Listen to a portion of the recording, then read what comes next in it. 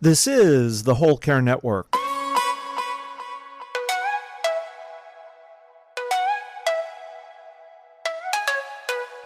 Helping you tell your story one podcast at a time. Content presented in the following podcast is for information purposes only. Views and opinions expressed in this podcast are solely those of the host and guest and may not represent the views and opinions of the Whole Care Network. Always consult with your physician for any medical advice, and always consult with your attorney for any legal advice. And thank you for listening to the Whole Care Network.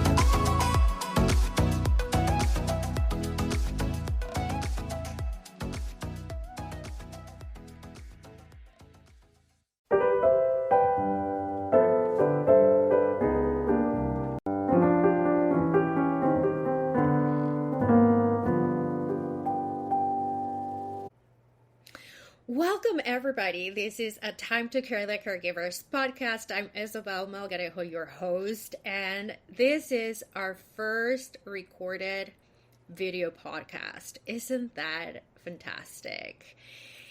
And today, Mara Carpel is so generous to come here and share with us all her expertise and knowledge. She is a psychologist. She's an expert on ageism. She is the international bestseller of The Passionate Life. Sorry, I was changing your book name. She also hosts a podcast. She is wonderful, and I'm so delighted to have you here. Welcome, Mara. Thank you so much, Isabel. And I'm excited. I didn't know I was on your first video podcast, so this is exciting. Thank you so much for having me. I tested it with myself, but I hadn't tested it with other people, so okay. Well, it's exciting. Congratulations. Thank you. I'm so excited about doing this and see what happens. So I know you're about to launch a book. So tell us a little bit more about that book, what prompted you to write that book, all of the things. Okay, so as you mentioned, I'm a psychologist. I specialize in working with older adults and caregivers. I also do some work with veterans as well, but my focus recently has been on helping caregivers in navigating an ageist healthcare system, because after my many years of working in nursing homes and specializing in geriatrics in graduate school, I ended up many years later to be I wouldn't say caregiver, but the advocate for my mom when she was in her 80s and 90s. And she ended up was in the hospital for a whole month with a doctor who really was not very helpful. He did not want to treat her, even though she had a treatable condition, and kept pushing us to put her into hospice when she wasn't dying and she really wanted to live. She was 91, and he had made that decision based on her age, not really based on her ability to handle treatment, which really was not an invasive treatment. It was just an increase of diuretic to get the fluid out of her lungs. That was basically what she was there for. And I had to really fight along with my brother to get the treatment. We actually went around that doctor and went directly to the cardiologist and told him that she wanted treatment and what was the downside of it. If the doctor's saying she's going to die anyway, why not try it? She wanted to try it. She was very cognitively aware and knew what she wanted. And he went ahead and treated her, and after those 3 weeks of not getting that treatment, they started that treatment. She left the hospital 5 days later. Her lungs were clear, and she moved into a nursing home at that point because she had lost her ability to walk while she was in the hospital because they wouldn't get her out of bed to keep her legs strong. So she lived in a nursing home. She was in a very nice nursing home, I must say, and the nicest I've ever seen in all of the years of my work. But it was a nursing home. And after having been through what we had been through, I became the primary advocate at that point. I asked my brother, who lived close by, to let me do it. And I stayed on top of it, started a family council, I put a camera in her room. I was constantly watching everything that was happening, and I had to really be on top of it. And she lived a very happy life. She never had the fluid in her lungs again. She remained medically stable for 2 years. And when she passed away in 2023, it was not because of congestive heart failure, which caused the fluid in her lungs. So she never had another flare-up of that, as contrary to what the doctor had told us, that it would be 7 days and she'd be dead if we took her out of the hospital. So at that point, I decided that I really wanted to be the advocate supporter. After I had been an advocate for my mom, and I wanted to be the person who could support the advocate, the family member, the way that I wished that I had had. Somebody who would believe me, somebody who would direct me rather than myself. I had to learn on the ground who to go to, who were my allies, all of that kind of thing. So I started writing about that. I'm working on a book on navigating the ageist healthcare system. I'm hoping that's out in 2026. And in the middle of all of this, I was invited to one of the authors in a collaborative book called The Caregiver's Advocate, Volume 2. So there was I don't have a copy of that because at this time that we're taping, it has not launched yet. It's launching on August 19th. This is the first volume. I wasn't in this one, but this is the title, but I'm in Volume 2, and that's launching on August 19th. And I wrote a chapter, told that story in more detail in that chapter, and then gave a tool for family members about how to communicate with staff, both in hospitals, in the doctor's office, and in nursing homes.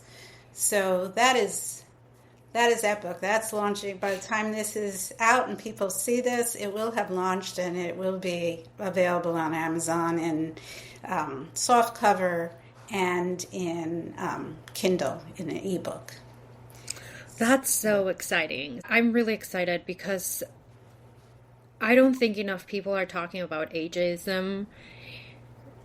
They might be talking about it in the workforce. So people of certain age are getting removed from their job positions and being pushed into retirement.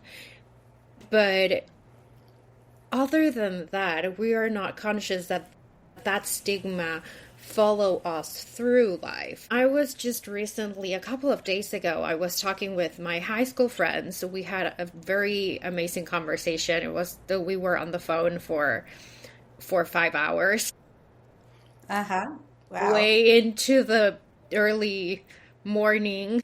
And one of my friends was mentioning that by 2035, so 10 years from now, technology is going to be so advanced that we're gonna be able to freeze our faces the way they are, like whatever. Like I could be able to freeze my face this way and look this way until I die. Wow. And for me, in particular, I was like, okay, that is cool. I find that is impressive. But also, we will stop giving value to elder people because we need to look young. And we're still aging. Yeah, and that's really the way it is right now, right? We compliment people because they look young, or we look at that 90-year-old who's doing yoga and standing on their head, and we're just amazed with them, which is, it's great that if I can stand on my head at 90, I'd be really happy, but that doesn't mean that those 90-year-olds who are not capable of doing that and who are looking like 90 years old should be considered any less valuable. But So why do you think this is? I would like to understand what is causing this problem. Well, that's a very interesting question. And I think we have to go into like the whole sociology of our culture. You know, we've moved away from a culture where we took care of our elders and we really looked up to them, right? And certain cultures around the world still do that. They don't have nursing homes because people take them into their own home and they take care of them. But in our society, we've become much more focused on, you know, success and having highly successful jobs and moving around the country. And I moved around the country. I left my home in New York. I moved to Texas. Now I'm in North Carolina. And left my family back in New York. My parents were already aging. And that's like common. And we've put a lot of value in success in the workplace and really moving up the ladder and making money. Money is like the primary, at this point, it's what we value most in this society. And at some point, you know, you get to the point where you retire, you're not bringing in the money, you're not able to do the things that you used to be able to do. And so those people who are either older or disabled or not capable of being able to move up the ladder anymore, they're devalued. And I think a lot of it is profit driven at this point. Certainly in healthcare. I received my doctorate in 1992. And I started working in a healthcare facility. It was partly a nursing home and partly pain and brain injury. So nobody wanted to work in the nursing home. So they hired me because I said I had a specialty in geriatrics, and I went into the nursing home. And then I moved, that was in Syracuse where I got my doctorate, and I moved to New York City, and I worked in very large nursing homes around the New York City area. And I saw a lot of ageism at that point where people were, put away in these homes and not treated well, but it was better than it had been. So I heard from the 70s when it first started, nursing homes first started in the 70s, where people were warehoused and just kind of put into these homes so their families could do whatever they want to do and live a wonderful life and not have to worry about their elderly family. Completely about this person. And I saw a lot of ageism where doctors were saying, I won't write an order for you to do psychotherapy with somebody in their 80s because what's the point? Oh. Yeah. I mean, I've had a doctor literally say to me, there is no point, they're going to die soon anyway. I had another doctor who the nursing staff really, really wanted this person to be seen for their depression because the medication was not working. And we had a few sessions and she started feeling better because really she wanted to talk, and she wanted to talk about what was making her feel depressed.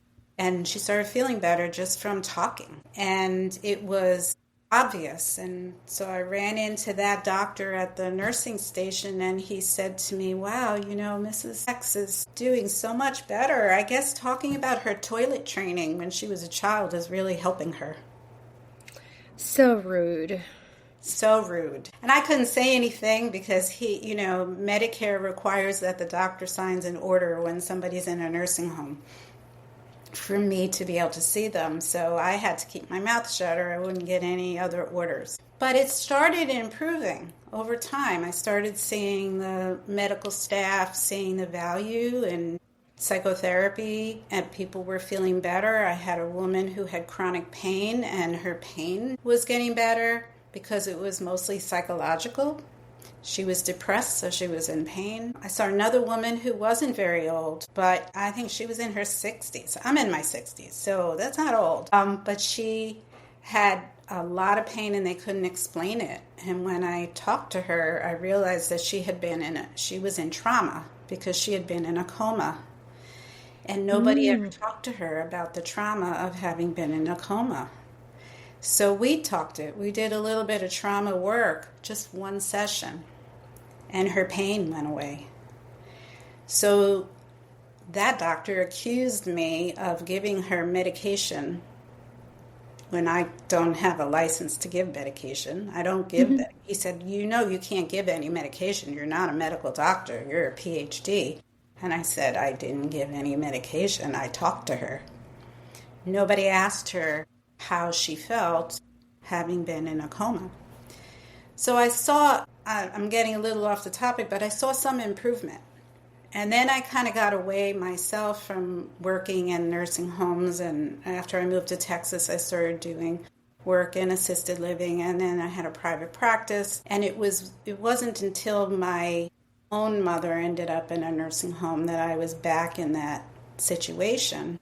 And I saw that rather than things getting better, which I had seen, they were getting better, they had gotten worse in terms of the attitude toward people who are aging. The doctors wanting to push people into hospice because they didn't want to treat them. And I realized, I did investigation on this when my own mother was in that situation. And I discovered that hospice had changed. So when hospice first started, it was a really good thing. It was for people who were imminently dying, and it was to help them to die with dignity and to comfortable. If treatment didn't work and they didn't want it anymore, to not have to be poked and prodded. But that was when it was nonprofit. When it became profit-driven, these are now privately owned hospices, I would say about 70% of them now are profit-driven. Mm-hmm. They started really pushing hospice. And the nursing homes discovered that it saved them a lot of money to have hospice come in and bring in their own people to take care of them. Hospitals, even where my mom was, they like hospice because if there's a chance that the person might die, which can happen. I mean, there was no guarantee that the treatment was going to work for my mom. So she could have died in the hospital. That's a mark against the hospital. Yep. So if they go to hospice, well, they're supposed to die in hospice. So there's no mark against them. In fact, it's a mark against them, even though the hospice sells it as we take good care of them, your family member might graduate and do better, and then they won't need hospice anymore because of all the excellent care we give them, which they make a lot of promises that they often don't keep.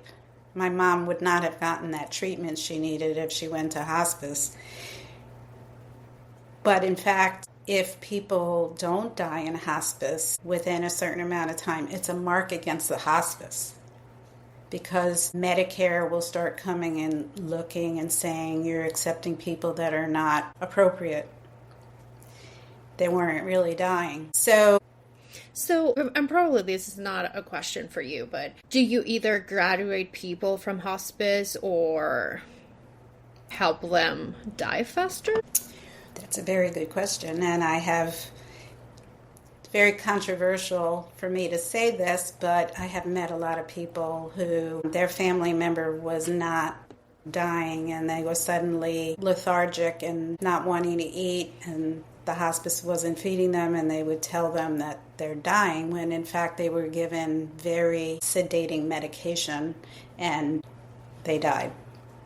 So yes, I do think that I'll probably get a lot of pushback for this, but I have heard this in many cases where people were helped to die faster when they weren't really dying. Yeah, you have to follow the money.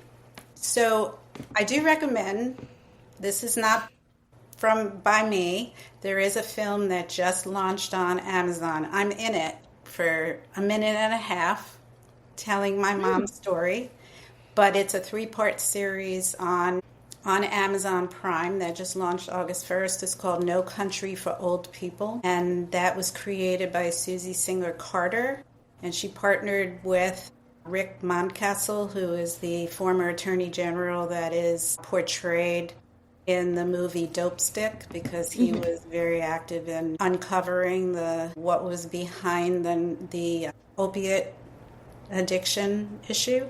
And it's all about Susie Singer Carter's mother was in one of the best nursing homes, supposedly, and she feels that her mom was pushed to die and not treated very well. So she did a whole expose. She did a lot of research on it. So I do recommend it. I'm in the second episode of the 3-part series. So I tell a little bit more detail about what happened with my mom, which I also write about in that book, in that chapter, because that's how the chapters are structured, that we tell our story and then we give a tool. Yeah. But I think part of the issue is, as I mentioned, it's the profit motive, both of nursing homes and hospice, as well as just the medical field in general has become profit driven. Even for me, I discovered that I was almost scammed and paying 3 times the amount that it costs for an ultrasound, a simple ultrasound, because I chose to go to an imaging center that was attached to a hospital. Just didn't know. I just moved. So I just found an imaging center and found out they were charging me for not just the ultrasound, but for a hospital visit, even though I wasn't going to the hospital, and for the radiologist to read it, which if you go to a standalone imaging center, they just charge you for the ultrasound, which is a third of the price.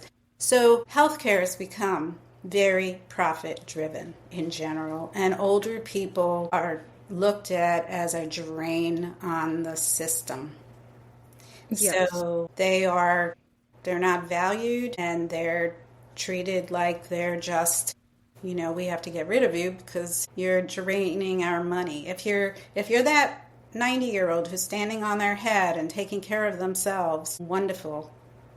We're happy for you because you're not costing us any money. But if you're in the medical system, you're draining us, and they don't, they're not interested in keeping you going. Part of it is also, sorry to interrupt you, part of it is also us.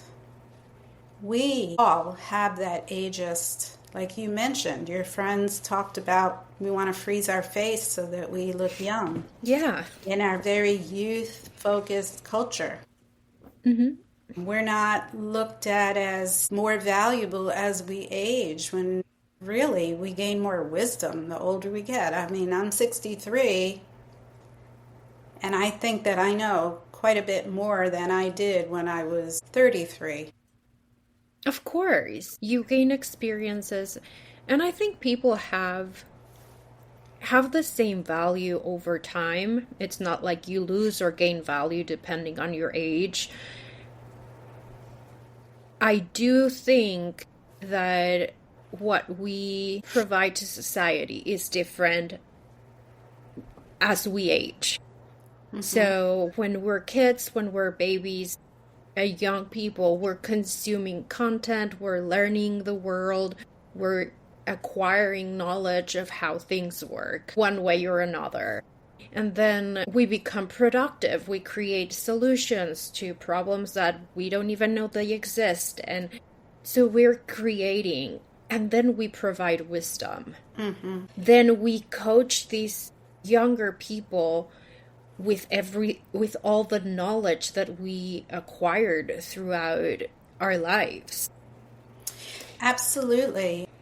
I think people who live and totally surround themselves with younger people all the time are missing out on the wisdom and the expertise of older people. I think, and that was what really kind of inspired me to go into specializing in geriatrics when I was just in my 20s. I was in my 20s in graduate school, and I decided, when everybody was deciding what's going to be your specialty, I said, I want to do geriatrics because I had a grandmother who I really loved sitting and talking to. I was around older people quite a bit. My parents were not young parents. I was the last of 3 kids, and I came much later. My parents were a little bit older, and I felt Like there was so much richness in their history and their expertise. And when, going into nursing homes and people would talk about their experiences in life, it didn't feel like work to me. Because I was so interested and so much enjoyed hearing about their lives. In fact, that's what inspired me to write this book, The Passionate Life, Creating Vitality and Joy at Any Age, because I found that there were people in nursing homes, in assisted living, even in independent living, who were quite elderly, in their 90s. I saw some people in their early hundreds. Mm-hmm. And I found that those people who were really passionate about something in their life were the people who were more resilient and had less tendency to become depressed. Mm-hmm. So I think that even someone in a nursing home, somebody who's severely disabled, can actually have something in their life that's meaningful that can help them to not be depressed, even if it's just being generous and kind to their fellow nursing home residents or the staff.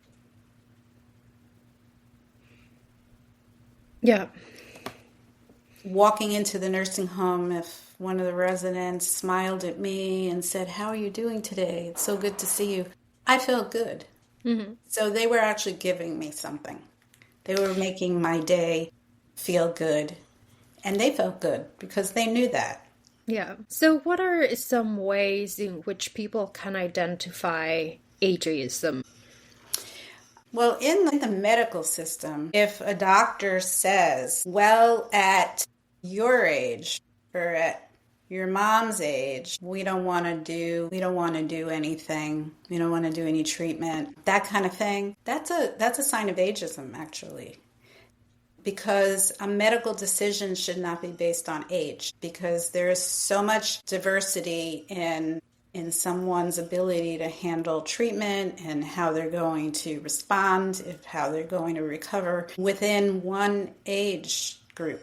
So you can't base a medical decision based on age. You have to base it on that specific person's medical condition and their ability to handle treatment based on their history.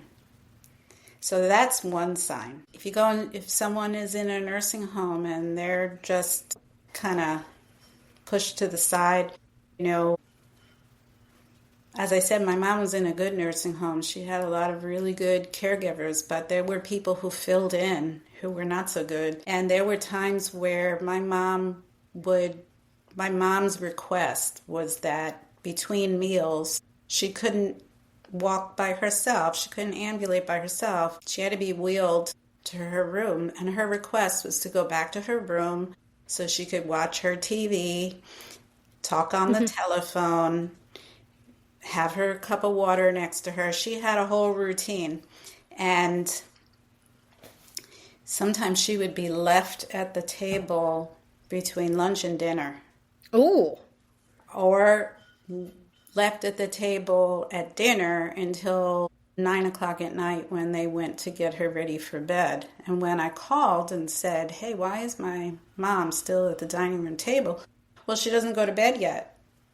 "Okay, but you left her sitting at a table by herself, staring at a wall, where there's nobody around her. When she was yelling out because her speech was impaired from a mild stroke, they just assumed she has dementia. So they just ignored her.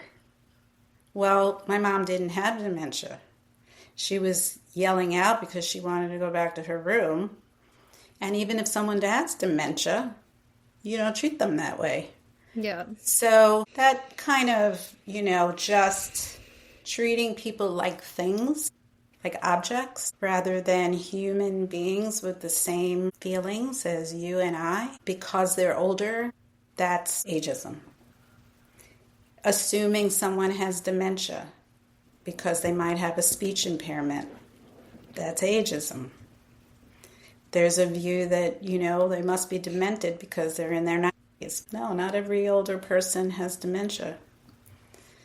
So those are some of the... So where can people find you to learn more about dementia and how to fight against it? About ageism. Yeah. So I have a website, drmarakarpel.com. So it's drmarakarpel.com. And I'm going to be starting coaching in September. Oh, yeah. Yes. Perfect timing. Yes. And I'm also going to have an online course soon after. So people can go to my website, and at the website they can sign up to have a free consultation to see if my coaching is right for you. They can find out about my course that will hopefully, by the time this airs, there'll be information about that. They can find out about my podcast, which we are restarting. We stopped for a while, and we're restarting very soon. And hopefully you'll be on it. Thank you. I would love that. And also there are 11 years worth of weekly podcasts that are available to listen to because we started the podcast in 2014. Before they were a thing. Yes. You'll also be able to find this book, information about that, as well as the new book, link to that. And I have a free chapter that people can download from The Passionate Life. They can go to my website and download that. And there's also going to be a free PDF that they can download, which is Living a Passionate Life as a Caregiver. Oh, that's awesome. Yeah, so that's the main place. My website. Also, I have a Facebook page, Dr. Mara Karpel, Your Golden Years, which is the name of my podcast. And I'm on Instagram, Mara Karpel. I'm on LinkedIn, Mara Karpel. And I just started a Substack. And I'm on Medium. Everywhere. You can find Mara everywhere. So everywhere. Go ahead, search whatever fits you best because she definitely has tons of options. And well, thank you so much for coming today. Thank you so much. Thank you so much. I really enjoyed speaking with you.